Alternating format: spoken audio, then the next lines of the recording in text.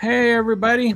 There's nobody here yet, but it's me and my friend Scout. Your music sounds louder again. Did you do that on purpose? I had my volume on half because I was playing a game earlier, so I turned it up. Mm. But I can still turn it down a little bit if it's too loud. Sure. Yeah, that's good. Okay. And there's... I'm gonna grab my thing so I can also see the chat. BRB.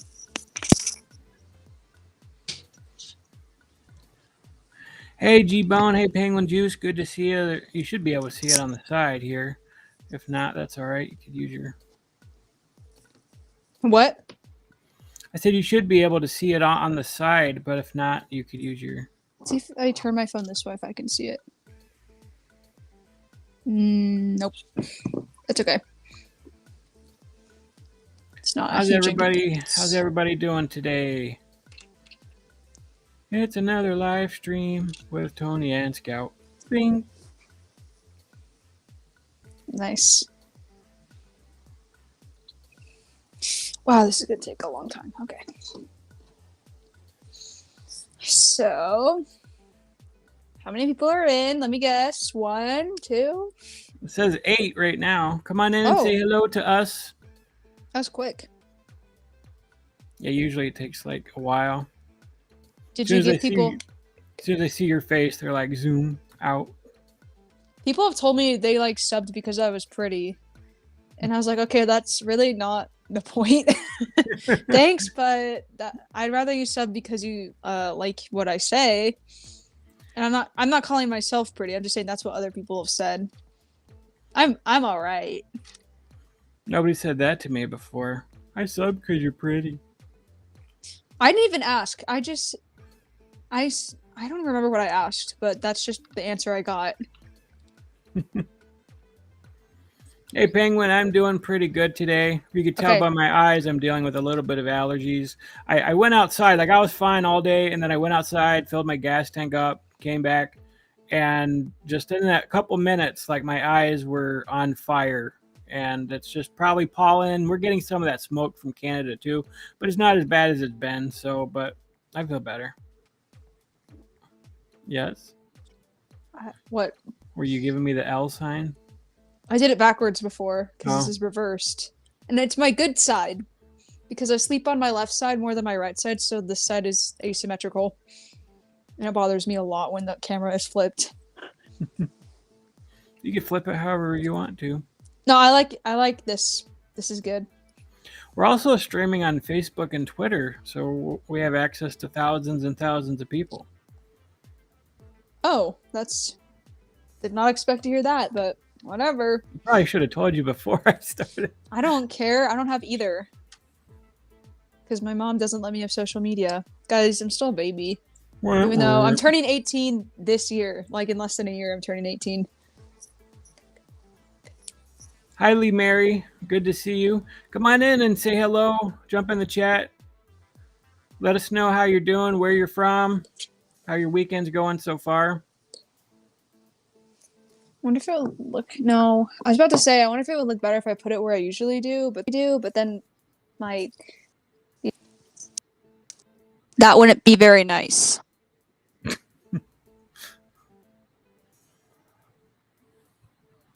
There's nobody commenting right now. Unless they are and it's not popping on. It's not popping on for me either, so anything. So I guess we'll just get started here and maybe people will jump in. And so I wanted to announce to you guys here on the live stream, and I just told Scout this like 5 minutes ago, so she didn't know about it either. But usually when I'm doing videos and I would say something like, yeah, I'm pretty close to hitting that 200 pounds lost mark thing, and I haven't been there yet. But as of this morning, I am finally officially 200 pounds down since I started this whole journey. I started when I was 671, and this morning I weighed myself and I was 471. So I've been dropping like 3 to 4 pounds a day since I started keto last Monday. Like, I'm just been dropping pounds like crazy, and I know a lot of it might be water, but I haven't really been like peeing a lot either. So um, I think some of it probably is fat that I'm burning, and I'm working, I'm busy, being active and stuff like that too. So um, I was helping move around desks in the office, and I helped move a desk into my house here. So I finally got a real desk and not a table. So I'll be moving my stuff over there to make videos here pretty soon. But yeah, I'm finally officially 200 pounds down, and I think I got like 200 more to go to be where I need to be. Nice. But I'm about I feel halfway so much myself. better. I actually finally looked.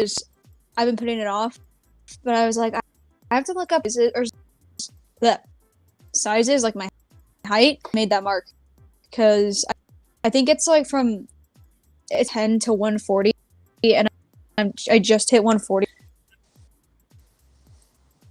Your And that mic was keeps. when I was.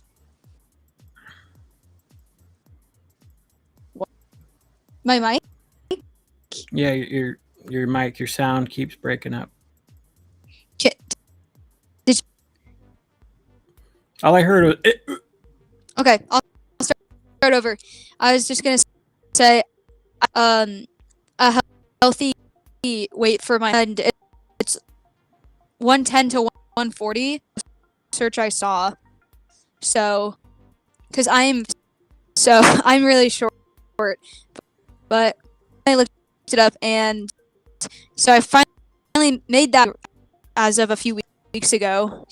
So, overweight. I'm in a more healthy height, which is great, but I'm about.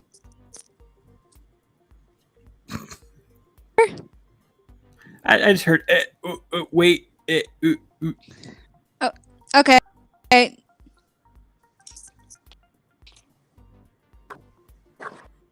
Oh.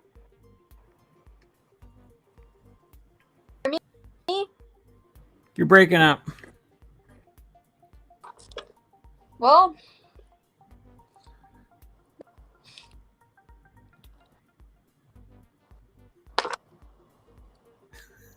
Go back to those. Yep.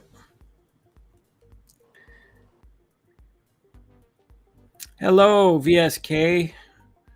Glad you can join us. Thank you for the congrats.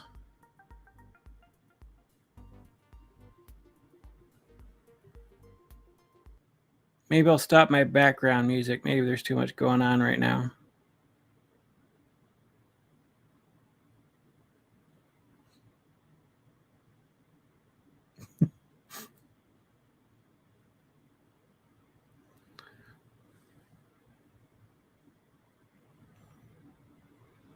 Thanks, Moon Spider.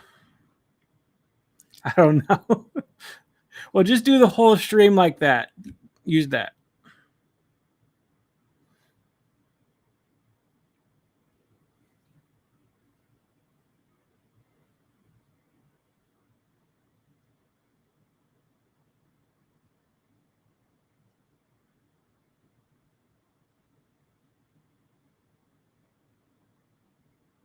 Okay, yeah, go ahead and leave and come back, see if that helps. I don't know what happened. You were fine earlier. Scout will be back. She just, we're having some technical difficulties with her audio. So.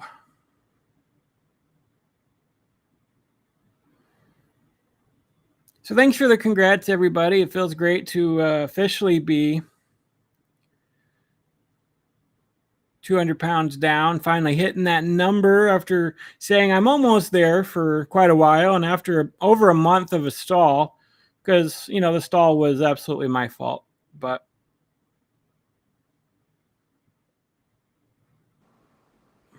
Hello. well, there you are. Now I could hear you. That was really weird. It was working like fine before. I don't know what happened. It's probably my fault. Usually. All right, I'll tell you this one last time, and then we're moving on. Okay. What I was trying to say was that I looked up what a healthy weight for my height is, and it's about 110 to 140, and I finally made 140 as of a few weeks ago. So I am technically now at a healthy weight for my height. That's awesome. Yes. Congratulations. And I'm about halfway to my goal. I think I've lost like probably actually over halfway, but I've lost halfway 30 pounds. So that's what I That's wanted great. to say. So how much more do you want to lose? I want to get around like one little 120? lighter. Yeah. Before college at least. And I think that's so doable. It gives me, or maybe not over a year, but about a year. Yeah, you're starting to break up again. I think it's your internet connection. Okay, because it was perfect, and then now you're starting to lag.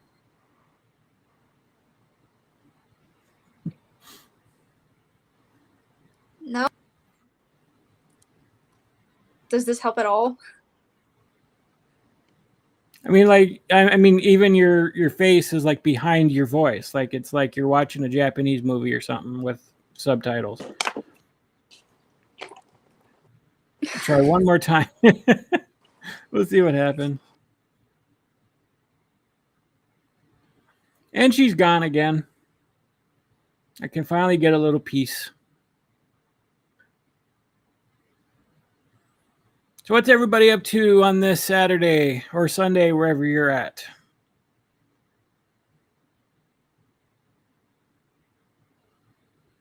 You're almost 2 weeks out from your surgery. You've gone from 366 to 314 already from January. Well, that's awesome. Congratulations, Ashley. Ashley. That's amazing. All right, Scout says she's going to restart her phone and see what happens. It was, I don't know, she was just started to lag really bad, but she'll be back. So hang on, folks.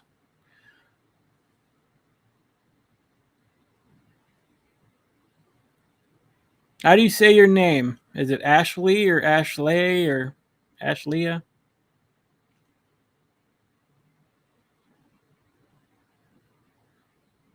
Yes, rest in peace to Scout.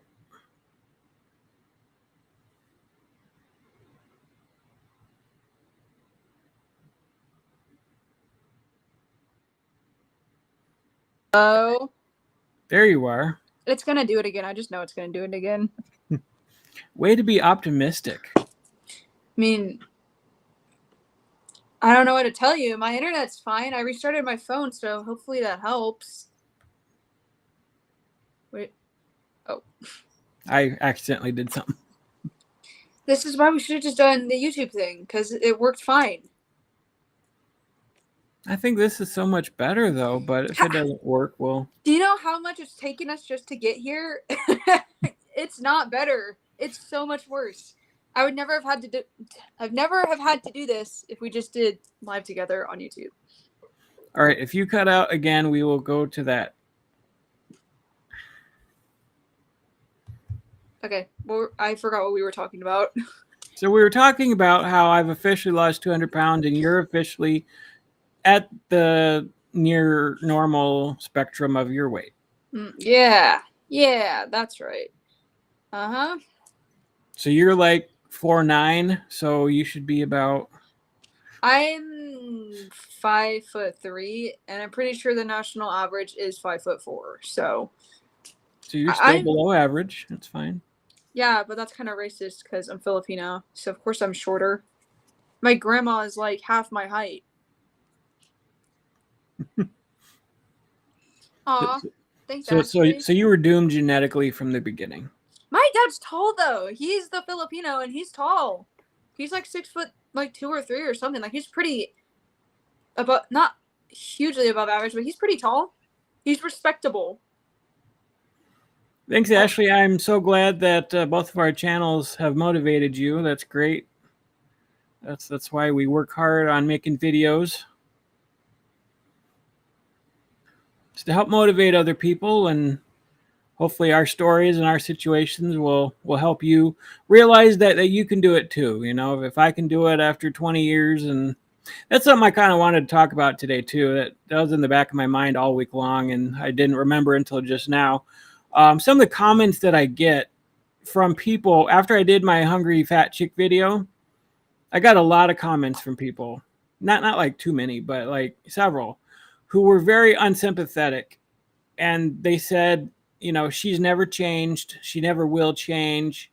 Um, she has this pattern of trying to do healthy, but she's just manipulating people because she goes right back to eating the way she did before, et cetera, et cetera. And in my opinion, because I've been there, I've been in her shoes, and I did that for 20 years. I think that's more along the lines of she tried a diet and she failed and she went back to her old eating habits. But a lot of people think of it as she's just manipulating people and she's just trying to get sympathy. But in my mind, I just think about all the times I've tried a diet and failed it and went back to eating the old way. And that's a pattern of addiction. Like that's what happens when you have an addiction and you don't always get control of it. And it's, there's just so many people who are online right now who are trying to lose weight and they're failing at it. And they go through a pattern of where they try to change and make some changes, but they just get all kinds of massive amounts of criticism because they can't conquer it right away. What do you think about that? Yeah, I mean, I think that at the point of her life, in the point of her life, she's at a point where she's doesn't have a lot of motivation just because she's alone, and she always talks about her like being depressed and being lonely.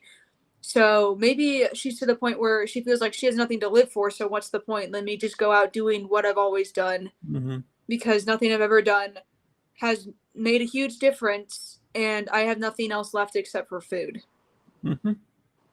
So I can see your point where it's like the psychological torment she must be going through on a daily basis because she makes her money by eating food. She has nothing to live for. She's alone. She's by herself, and food gives her that momentary comfort, and she's always had it. So I don't know. She has a lot of subs, so she's made probably hundreds of thousands of dollars, if not close to $1 million. I don't know. She's been on YouTube a long time. She has a ton of subs. She gets a lot of hits. It would be hard if I was making money doing that to just say, okay, I'm going to stop. Yeah, but the thing is, she has mentioned like not doing mukbangs and said like, oh, I'd be ruined if I did that. And most of her subs say, no, we want to see you not do it. We'd still watch your videos. We'll still support you. So she has a safety net. She'd probably still lose subs, but I think that she would probably recover from that. Yeah, she would. Yeah, it'd probably be hard at first because there are probably some freaks that just enjoy watching fat people eat on camera. I don't know. But at the same time, like when you go through her comments, almost everybody is trying to be positive. Like, hey, we're happy that you're trying right now, or you should really try to stop doing it this way. You should try to do it healthy.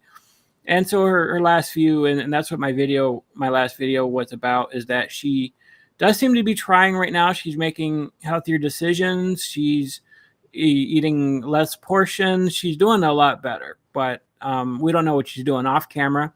But it seems like anytime I try to show an ounce of sympathy or compassion towards somebody who's struggling with their weight loss, like there are just some people who just will not have it at all. They just... Yeah, I think for her, though, it's kind of a special case because she's been doing this a long time. She is at a point in her life where she knows better, and she could be capable of making that change, but all she does is just cry about how she thinks she can't and how much she wants to. So after a while, I think people get tired of it, and they're just like, okay, come on, you got to make a decision here. Are you going to do it or are you going to not do it? Instead of just wasting your life crying about wanting to do it. Yeah. And everyone giving you their support, but you still don't. Yeah, I could see that too. At some point you're just going to have to do it or you're not going to do it. Are you going to give in and die? Which he seems very close to death. I'm not God. I can't say that, but any person looking at her would see that she's not doing well physically or mentally right now. Yeah. And Ashley, I agree. I think Amberlyn Reed is also a special case where she's been trying to lose weight for 10 years. I've been following her story a little more recently. she's gotten approved psychologically for the surgery, but she's gonna have to wait a year and lose weight and like all this and make sure that she's ready, you know, and she's not having that. She wants it now. Yeah. And everyone knows she's not ready for it. She's probably gonna kill herself because as soon as she's done with that surgery, she's gonna just eat again because there she can just lie in a psych evaluation and she has lied.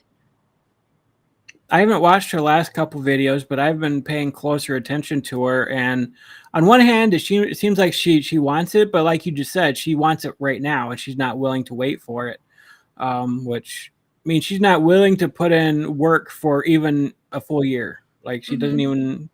It took me about 8 months before I got my surgery. My insurance required 6 months, but after you get approved, it's still a couple months, and you're still getting testing and everything else. So.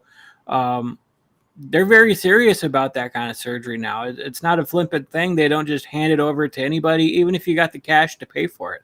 Like Mm-hmm. they're going to want it to do testing and x-rays and scans of your abdomen and blood tests. I had like 2 or 3, maybe even 4 blood tests before I even went in there. Blood tests the same day of the surgery. You're going to have to make Mm-hmm. weight loss requirements because the more weight you can lose before surgery, the healthier and the less risk it's going to be for the surgery. But she doesn't want to have to prove anything to anybody. She just wants to go in there and get it done. And it's like, that's not the way to go.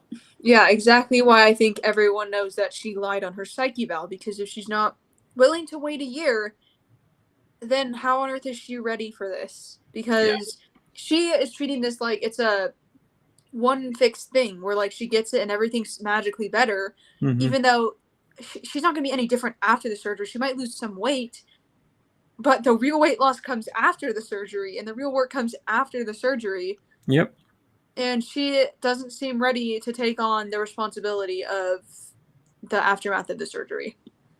Yeah. She doesn't realize what's coming after. And I should probably make a video and just be like, hey, Amberlyn Reed, this is what it's like after surgery. Like, you're still going to have temptation. You're still going to struggle with it. You can stretch your stomach back out. You can kill yourself if you, like, I told this story before of somebody who went to a buffet after their surgery and they died because they ripped their stomach open. They couldn't handle it.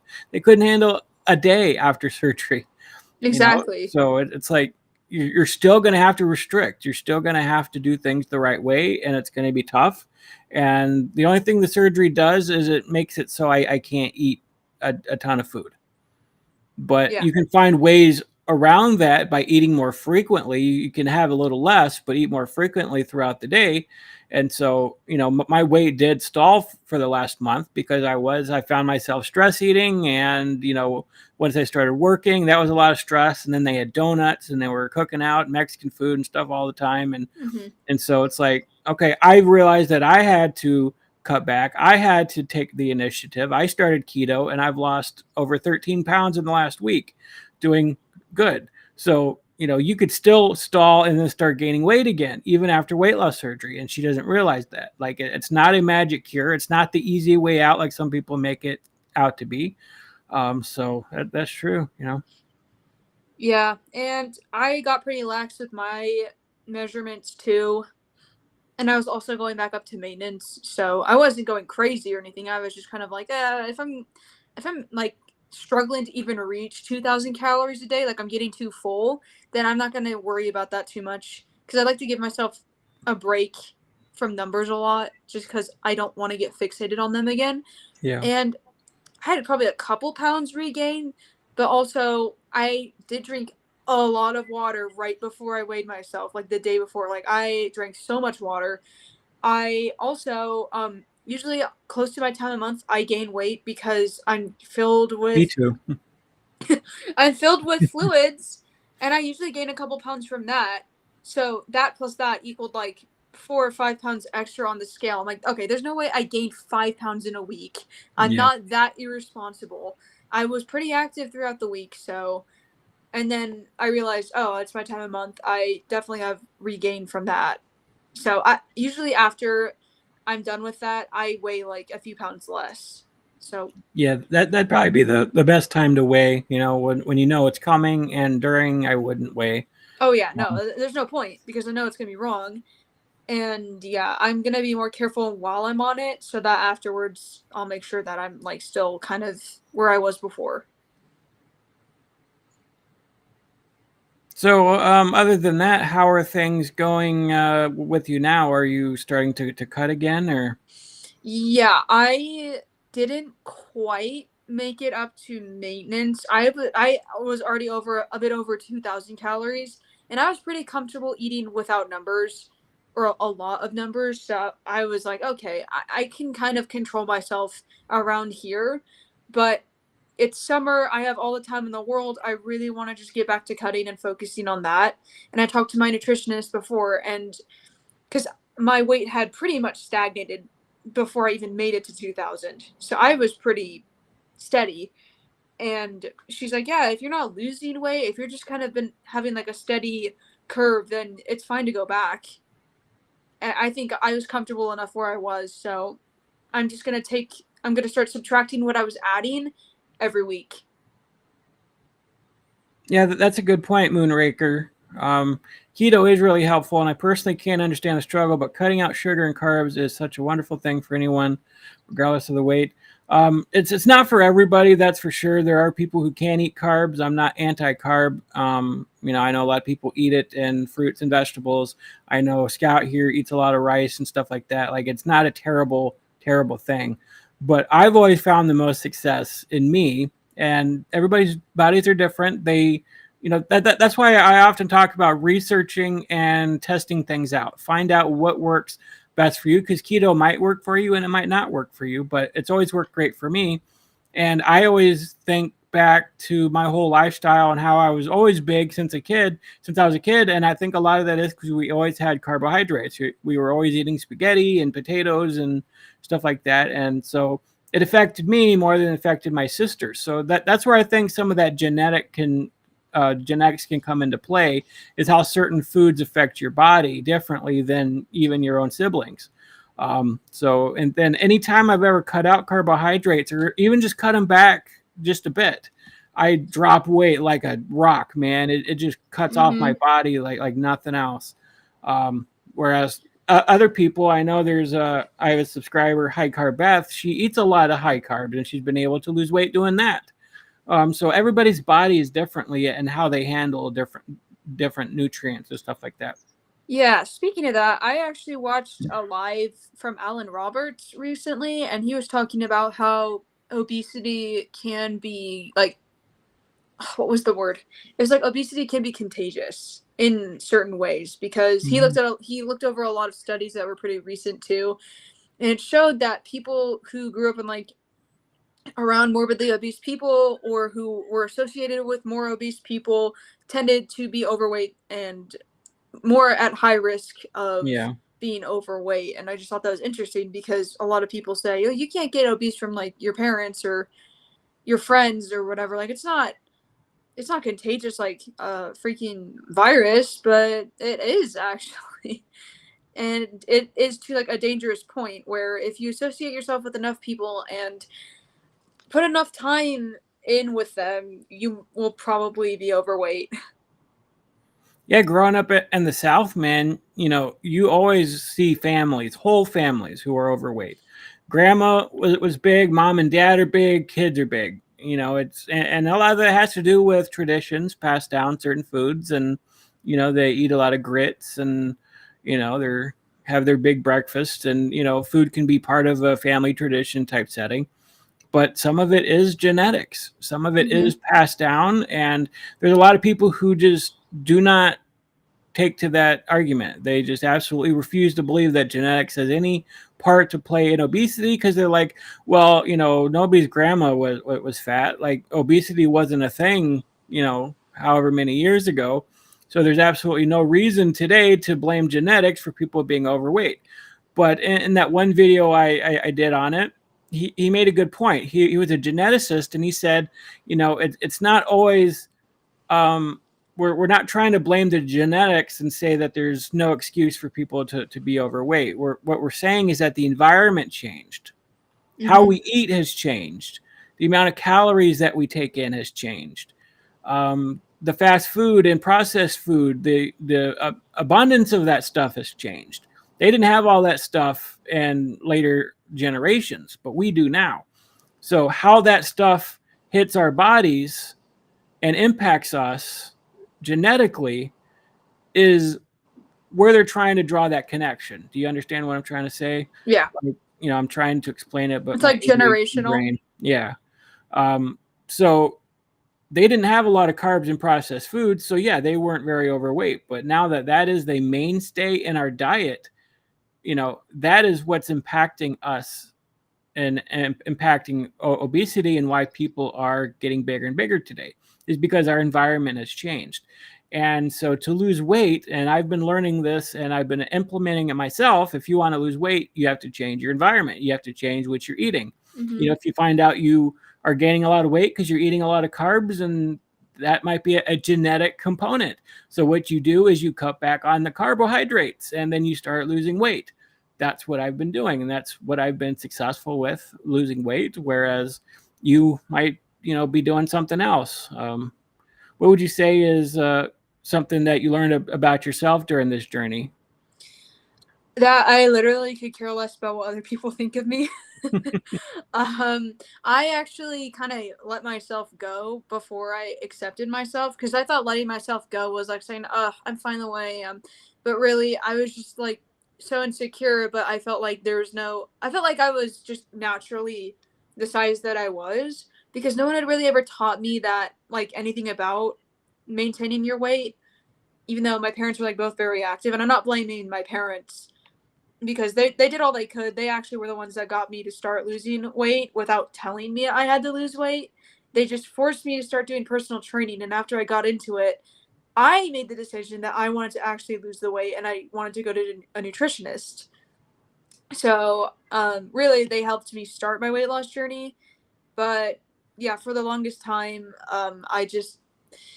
I thought giving myself up was accepting myself, and that's not the same thing. It's really not. So what were some of the things that the nutritionist taught you that helped you get back losing weight? Okay. So she encouraged me to focus on like getting steps in, like, and that being active isn't the same thing as being as like losing weight. Like, being active is good. You should be active all the time, whether or not you're losing weight, but that is not the main, like, idea of how you lose weight. It's really all in what you eat, because you can't outrun a bad diet. And I thought that just by exercising like pretty well, I would lose weight. And when I wasn't, I was like, oh, I'm not exercising enough. But no, it's what I'm eating. And that's the main focus of weight loss. Yeah, I definitely talk about that a lot on my channel, and you do as well. There's just too many people that I talk to who are like, I'm active, but I can't lose weight. And it's like, well, you can't outrun a bad diet. You just can't. I mean, if you cut back on your calories, that's how you're going to lose weight. You can exercise 8 hours a day and still not lose any weight. How is that possible? Well, just eating a single donut. Sorry, I thought I heard someone's voice. Eating a single donut, you have to work out 30 to 50 minutes just that too. And so, but most people aren't eating just a single donut either. So depending on how much food you eat throughout the day, you're still going to gain weight, even if you're working out and you're active and stuff like that. So yeah. Okay, Moonraker, what are your opinions on body progress being a long-term goal? I know we live in an instant gratification world. We can't see it occur overnight, but weight gain can be instant regression. Should there be more emphasis on the fact that it won't happen overnight? Yeah, I think that there should, because for me, I was around 179 pounds. Like, I was creeping up on 200 when I started losing weight. And it's taken me up till now to even lose just 30 pounds. And I know that kind of seems like a lot, but I started my weight loss journey last August. So it's been nearly a year and I'm only halfway to my goal. So it definitely does not happen overnight. Yeah, I honestly think that is one of the main reasons why people give up on their diets so quickly, is that they get so frustrated because they want instant gratification. And I just turn the music back up. Oh yeah. If they might lose a lot of weight that first week and feel satisfied and be like, okay, yeah, this is working. Is it too loud? No, that I'm just listening in case my mom needs me. Okay. Yeah. So that first week, you're probably going to lose a lot of water weight. And you're going to be like, wow, I lost 10 pounds this week. This diet's going great. And then the second week hits, and they don't lose any weight. Mm-hmm. And that's because their body lost a lot of water that first week, and then it tries to hold on to that water at second week because you don't want to be dehydrated. Your body knows that, so it tries to get its water back. So you end up thinking that you're just gaining weight or you're not losing weight, and then you go into a phase of maintaining, Mm-hmm. and then they just get frustrated and they're like, "Oh, this diet's not working." And I've had many times of frustration, thinking it's going to take me years to get this weight off. Years. It's going to take a long time. It's going to be a long process. I'm going to have to get my knees fixed and skin removal surgery. Like there's still a lot of work to be done. And that's always what stopped me, because it's like, I want to lose all this weight tomorrow, Mm-hmm. but I can't do it. It's just not possible. Yeah, and I think people also turn to like surgery for shortcuts, like getting a BBL or something, which I know isn't all about your weight. It's more about aesthetics, but people will go to weight loss surgery and be like, "Oh, I can just lose like that 30 pounds from this." Not healthy, not safe. I didn't skip your comment here, Gail Storm. With bariatric surgery, wouldn't she still need to follow a calorie deficit? That's a lifestyle change. A huge one, depends on the goal. I count macros. I love Alan Roberts, truth teller. Yeah, the only way you're going to lose weight is with a caloric deficit. Weight loss surgery helps in that by, you can only eat so much. You can only eat like a cup's worth of food at a time. And so anytime I still get really, really hungry and I still have cravings, but if I were to go eat something right now, like last night, I grilled up like 4 chicken tenderloins, Mm-hmm. and that was my dinner. One of them filled me up. One itty bitty chicken tenderloin, if you know how small they are. That's what filled me up. But I knew I needed my protein for the day, so I took the next hour and I just slowly ate the other That 3. that's been me lately. I don't know why, because I'm going back down, but I'm still getting super full just by like 2 meals a day. I think what happens is I totally messed up my eating schedule because now I'm waking up at like 10 or 11.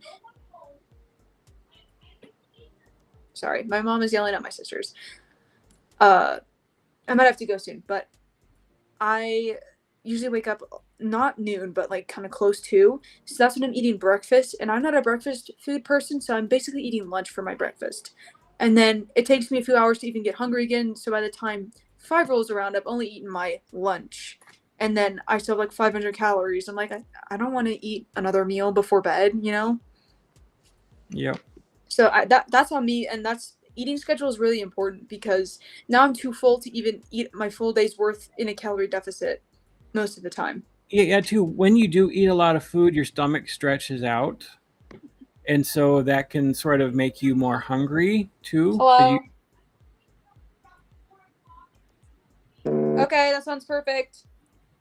Okay, my mom says that she needs my help at 4 o'clock, which is great because that was about the time that I think I was going to need to wrap this up. So what was I saying? Oh, yeah. When you eat a lot of food consistently, your stomach does stretch out, and then it sort of expects you to eat that amount of food. So people wonder, well, how do you get so big? Well, it's your body adjusts to you eating a large amount of food, a large amount of calories. It expects that, and so it'll consistently keep you hungry, and it wants you to fill it up. But when you do diet and you do have a calorie restriction, you start eating less, your stomach does shrink up just a little bit. And so you do get fuller faster, and your body adjusts to the new norm. So that does happen when you're doing well and you're losing weight, and the amount of hunger hormones and stuff are lessened as well. So it's kind of a miracle how it happens. Yeah, for sure, for sure. I think I just need to be a little more responsible about when I wake up because usually I'm trying to get myself out of bed at 9 at the latest because I really feels like super terrible whenever I get up anytime later than that. I don't know why. I just feel super lazy and don't like feeling lazy. So I get up, and then the first thing I do is like eat a granola bar and then go like work out for however long. Usually I work out for like an hour to 2 hours really. Um, Is that every day or? I try to do it every day. Lately, since I've been on my time a month, I usually am in a lot of pain, so I only run on the treadmill for like 40 minutes, and then I call it a day because I feel like I might get sick if I do anything else. Yeah. And my mom's friend has this rule where you take 7 minutes to work out, and if you still feel like you can't do it, then you can call it a day. But you just have to be in it for 7 minutes.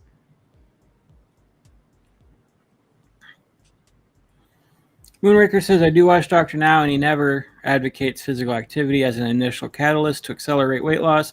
It's possibly because the weights of his patients can be initialized by caloric intake. Yeah. Well, also, his patients can't work out. Like, they are to the point where they can't stand. So, anyone that size, it would be very, very dangerous to try to exercise.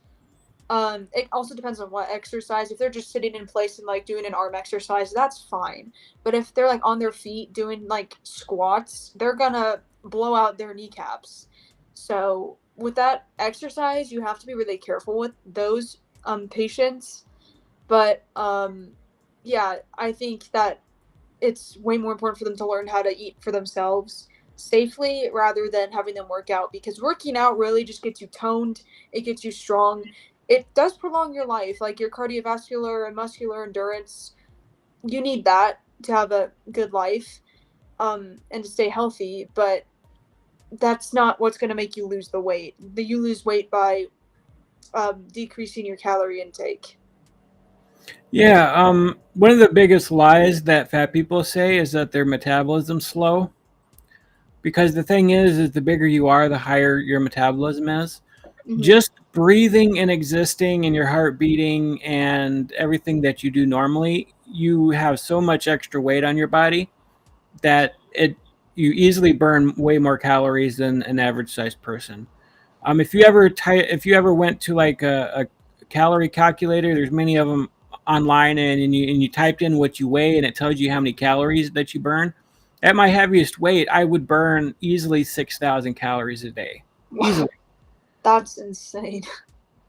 So, which means these fat people are eating in excess of 6, 7, 8,000 calories a day to continue gaining weight. Dude, I have also So, been like looking a lot about like Tess Holiday lately. I still can't believe she says she has an ED when we have proof of her literally eating a full-sized cake by herself that she recorded herself and posted, and she has the audacity to say she has an ED, yeah. a restrictive ED. I mean, so even if you cut back to eating 5,000 calories a day, which is still a lot of food, That's 3,000 over what I should be eating. you Easy. would still lose weight. That's insane. That's You so would still nice. lose weight. Like that's 1,000 calories a day. That would still be maybe 2 pounds a week at a safe, healthy pace. If Yeah, you that's cut down to good. 2,000 calories a day, which is still a lot of food, you would lose easily probably a pound a day. And And since I did, 2000, I've been trying to work my way back up to, and it just keeps me so full. I'm not even at 2000 anymore. Still can't finish. thank you, madam. I appreciate the super chat. Well done to everyone who's losing weight. It's not easy. I've hit the dreaded plateau, but I will push through it. Yeah, we all hit them. Yeah, we definitely do, and it could be a sign your body's just holding on to water, or maybe you just need to kind of try something, maybe a different exercise, or try a different kind of diet for a little Yeah, bit. It might I, kickstart you back. my advice for that, I was probably around 1,400 or 1,300 calories in my deficit, and I stopped losing weight, which is crazy because it's like that's a really low deficit for someone my size. And so I was talking to my nutritionist, and she said, "Well, I think your body's just so accustomed to the low calorie deficit that it's just holding on to whatever it can."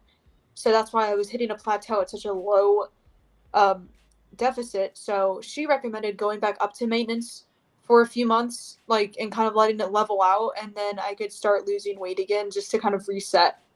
And I still lost weight eating back up. Like, I started losing weight when I started eating back up to my maintenance. So it's definitely what it was. Oh yeah, I mean, even after my weight loss surgery, I was eating like 800 calories. I mean, this was a month after, so I wasn't able Mm-hmm. to eat more than that. Um, but eventually, it got to a point where I was plateauing every single month because I kept eating that 800 calories. I'm like, oh, it's easy to eat very little after weight loss surgery. Mm-hmm. But I realized I kept plateauing because I was eating very few, and I read in the manual they expected me to go back up to 1,200. So yeah, it is possible to overdo it with your diet and exercise to the point Mm-hmm. your body just freaks out, and it's like you're killing yourself, man. You need to like, I'm gonna hold on to some of this. Mm-hmm. Yeah. So Yeah. once I went back up to 1,200 calories, um, yeah, I started losing weight again. Madame Mado, I'm already at 1,200 calories and have been for a year now. I chart everything I eat and drink. I weigh all my food, my whole food, and I can't restrict anymore. You're trying to, you're doing weight training to build more muscle. I hope that works for me. Well, it also depends on how much you weigh already, because for me, that sounds kind of scary Yeah. because you should not be super hyper fixated on the numbers because that is like way more unhealthy, like mentally, than where you are physically. And you can't do anything if you're not mentally healthy or healthy enough for the process. So I would recommend maybe not taking a full break from the numbers, but just kind of relaxing a little bit. Maybe eyeball a few more things. Just try to like take it easy. I can tell you're not trying to lose weight, you're trying to build more muscle. Building more muscle doesn't require a deficit though, because Yeah. that's bulking. Yeah. Cutting is when you like cut your calories so that you look way more toned because you've cut off all the muscle and you're left with or you cut off all your fat and you're left with the muscle. Bulking is building the muscle. So, if you're trying to bulk, don't be on a 1,200 deficit. You should probably be eating over your maintenance Yeah. if you're bulking. If that's what your goal is, if that's what you're trying to do, because I have been doing a lot of weight stuff at like where I am right now physically, so I know I'm going to be a lot more toned when I lose weight. And I wouldn't consider a bulk really because I wasn't eating over maintenance, but I know I'm going to be more toned once I lose more weight. Yeah. So yeah, that's my advice. That was going to be my advice too. I'm like, if you're trying to bulk on weight, you do not need to be cutting down your calories. Mm-hmm. Any weight builder I know, even like The Rock and stuff like that, but they're massive. So I'm not saying that you would be in the same boat as them, but they're eating 5, 10,000 calories per day, and they're doing it because that's how much they're burning. Like they're up at 4:30 in the morning, hitting the weights all day long, super active, and so they're eating a ton of calories. They're getting in their carbohydrates. They're you Mm-hmm. know they're hitting it super hard. I would also, oh, sorry. No, go ahead. I would also recommend focusing a lot on eating more protein because protein builds your muscles. I would be eating protein after your workouts, like right after, and drinking water too. But that's what helps build your muscles. There are a couple of people with social media presences who show their daily diets, but they claim to be in recovery. Do you think this could be influential justification for others who watch them? Uh, well, also like what I eat in a day is they can be very different. I like to kind of divide it up into three things. It's the what I eat in a day as someone who is already skinny and is just trying to be aesthetic and like, look at me, I'm so perfect. This is what I eat every single day, which we all know is not true. So you've got like the unsustainable what I eat in a day, like the unrealistic what I eat in a day. We've got the middle ground where it's like what I eat in a day, just pretty healthy, pretty normal, pretty balanced. You obviously have a goal of something and it's realistic and doable for most people. And then you have the what I eat in a day fat acceptance, where it's also unrealistic. You should not ever think that that is a normal way to eat. So, honestly, what I eat in a day, I think we could all do better without because most of the time, social media is not real, like 99.9% of the time.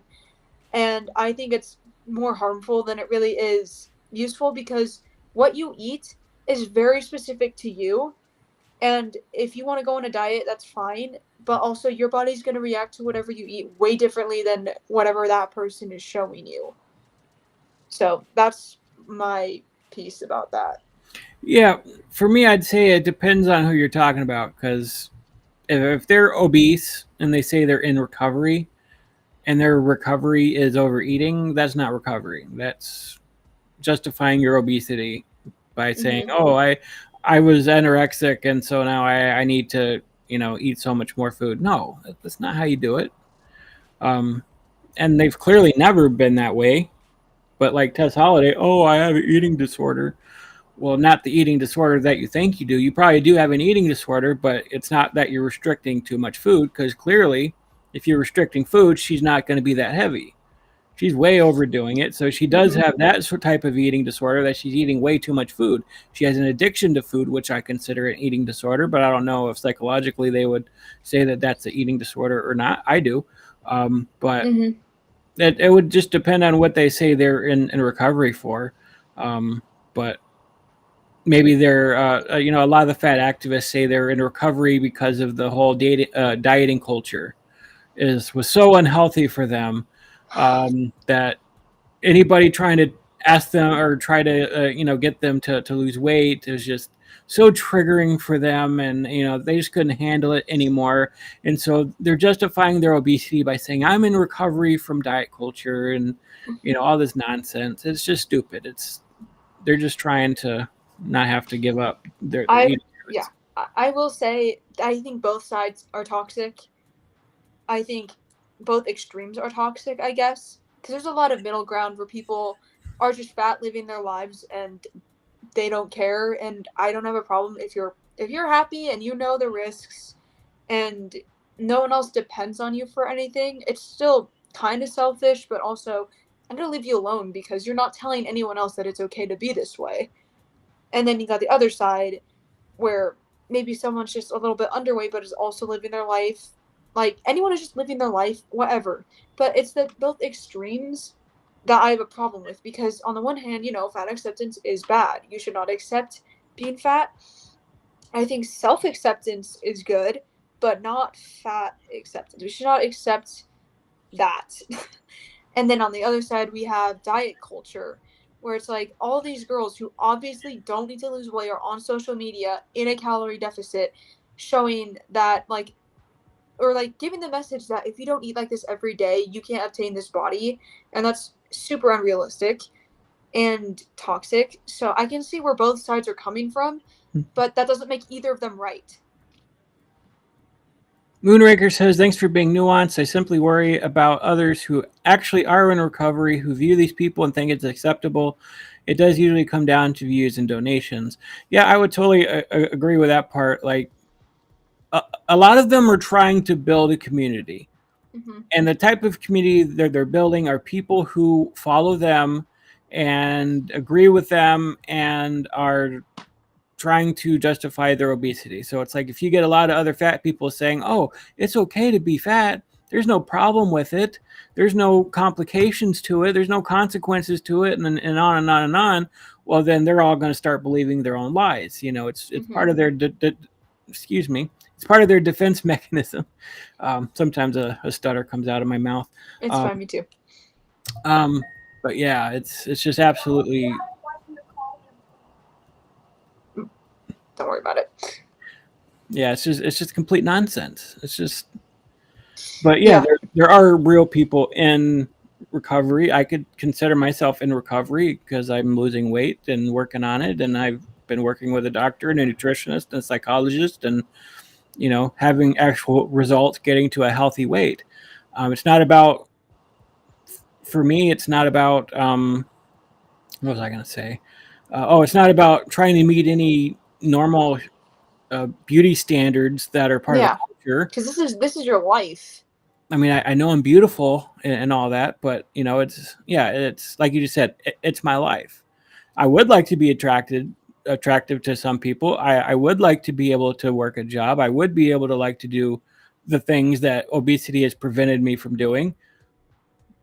But in reality, for me, it's so much more than that. I'm trying to save my life, and it's anytime I've talked about these issues, it has nothing to do with trying to meet modern day beauty standards or trying to give in to diet culture. It's like, it's Mhm. nonsense. Okay, I'm gonna have to hop off for just a second. I will tell you if I can come back because my Okay. dad is calling me. So BRB. All right. Ooh, she's gone finally. She might be back. She might not.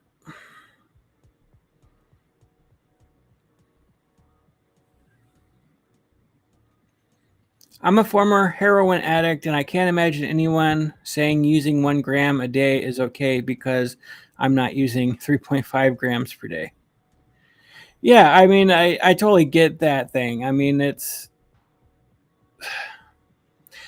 how any addict would try to justify it, right? Like they would say, well, you know, or maybe we could use smoking as an example. Just, I don't know. It's really difficult because people who are addicted will try to justify it any way that they can. And if they feel other people are quitting smoking or quitting the drug or anything else like that, they feel like they are leaving that community. Like, hey, I had a friend, I had somebody who I could do this drug with, I had somebody I can smoke with. And there are fewer and fewer of us who are out there. So to find that person who it can be in my community, be my friend, well, if they leave that community and they try to get help, then they automatically feel pressured. Like, wow, are you trying to tell me that I have to change? So like a lot of them just get really angry at before and after pictures. So if they go on social media and they say that, oh, well, you're posting your before and after pictures, that triggers me. That's fat phobic. That's blah blah blah blah blah. They just get really mad. Like they claim to be a community, but the moment anybody intentionally tries to lose any weight, they're out of the club. And they'll kick him out and be angry at him and hate him and call him all sorts of names. So it's really not any kind of community whatsoever. It's they're just trying to make sure that everybody stays like them, and nobody can be different. Nobody can have a different opinion. Nobody can live differently. Nobody can do anything different. It's 100% just trying to build a community, and the moment that you try to lose weight intentionally, you're gone. They want nothing to do with you. I can't hear you.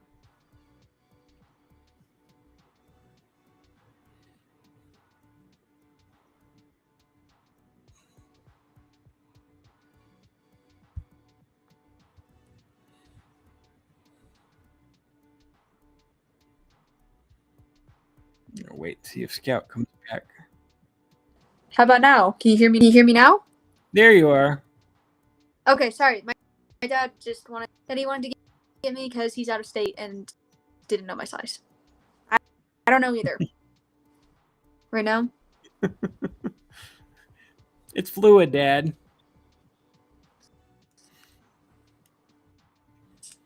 Wow. Okay, I did not miss a lot. Uh, yeah, well, if we were talking for aesthetic purposes is different than losing weight for like health purposes. Either, really. But I don't care about other people's, because why would they have feelings about what I do for myself?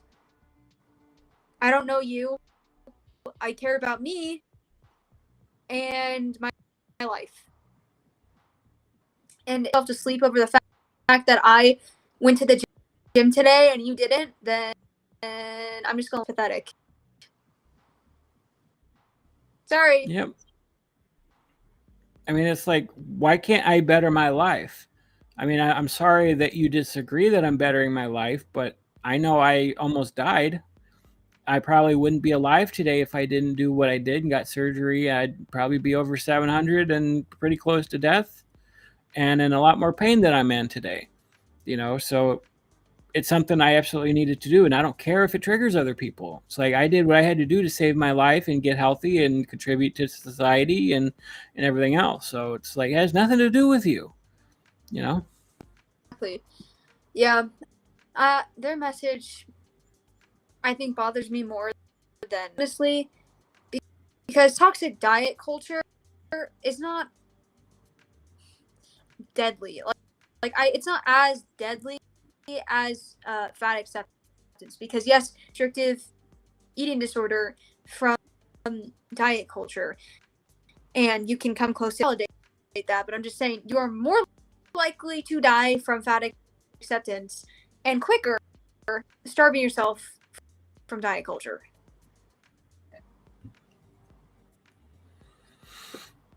Galestorm says booze free 7 years. I lost a ton of unintentional weight when I stopped. Congrats. That's great. Yeah, that's an awesome thing. And that's something else a lot of people don't realize is just how many carbs are in alcohol. And to say that you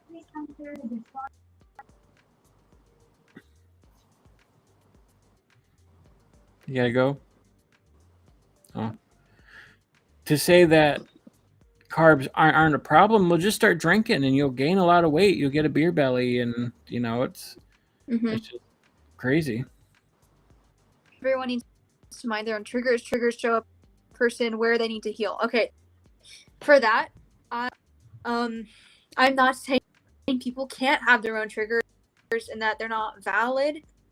Where you can't even say anything anymore, or someone's gonna start crying, and that trigger, that's not my problem. I'm not gonna change the way I talk because someone, and it really bothers me because it's in the classroom too. Because last year, Ed's very nuanced. He was very sensitive to other people's triggers. He would always warn us, like, oh, or it's gonna talk about there's gonna be violence or something scary, like glaciers melting, and if that bothered you, you could step out. Like, I've never had someone walk out of my class after a trigger warning, by the way, for being babied.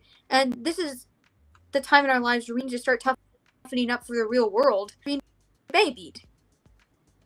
Like, we don't need to have every discussion be about to people, but we don't need to like have a soft blow every single time. Like, just deal.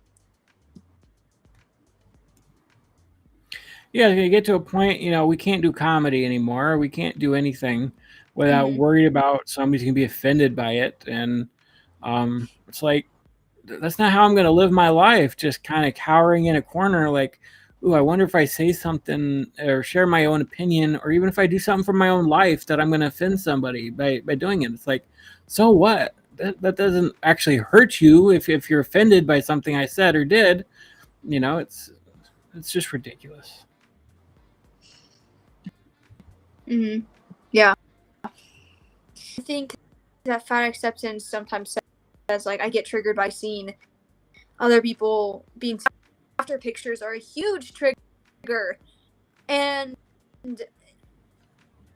look, bad seeing them too when I was overweight. I wasn't triggered. I didn't go after the people because I don't know them. And I was like happy for them, but I was like, oh, I wish I could do that. But it didn't like attack me. Like, I didn't feel attacked, or person just lost weight for themselves. I didn't think that they were calling me ugly by saying, and that's the thing. It's like they self-insert themselves and feel like about someone who doesn't like that about themselves personally, they feel like, oh, then they as that thing and think, oh, anyone who has that is ugly. Personal. It's that people have to stop taking things so personally, because it's just anything about your weight. I'm talking about me. Yep.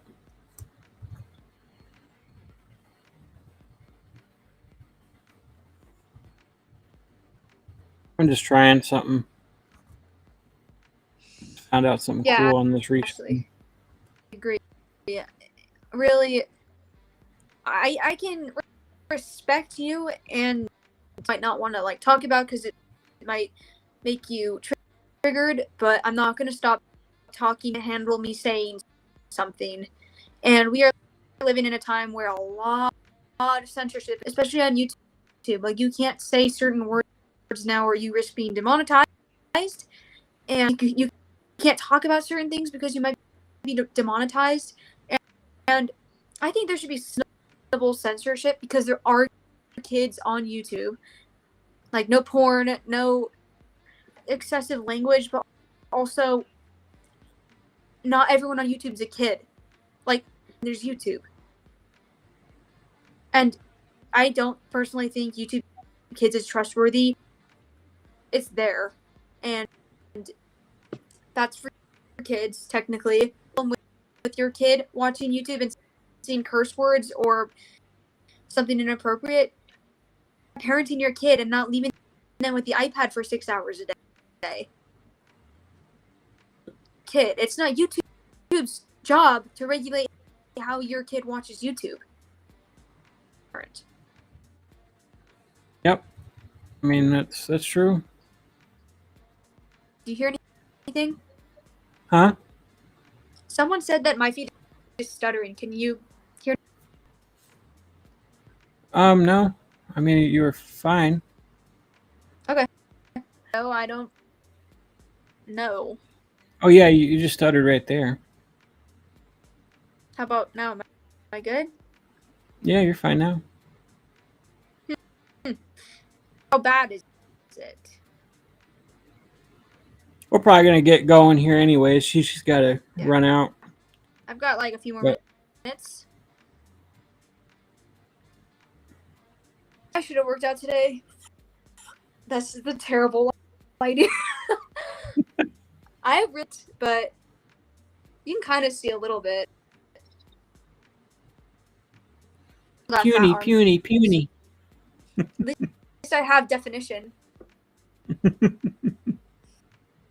I've got like I don't have trapped. Like I don't know.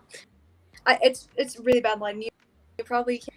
That's not my problem because I know my truth, and my truth is that I look better in my. Is your boyfriend ashamed that you have bigger muscles than he does? No, he has bigger muscles than me. He looks skinny. He's got a sleeper build, and his or whatever right here is called. They're massive. So I'm catching up on him though. Yeah. Yeah, I promise I'm way more buff than this lighting makes me look. But it really all right, guys. is all down to the lighting. Yeah, that lighting can make a difference. All right, everybody. Well, thank you for hanging out with us. Appreciate it. We'll try to get the tech issues figured out for next time. And it was all on her end because this thing worked fine with Derek. So I guess no, Colorado's so spotty. It's so bad. How can we communicate with people and not get reasonable populated area? I have one bar in my own house. yeah, that's sad. Like especially in Colorado where it's wide open. Yeah. Bye, everybody. Bye, everybody. Have a great night. We love you. God bless you. Have a good one.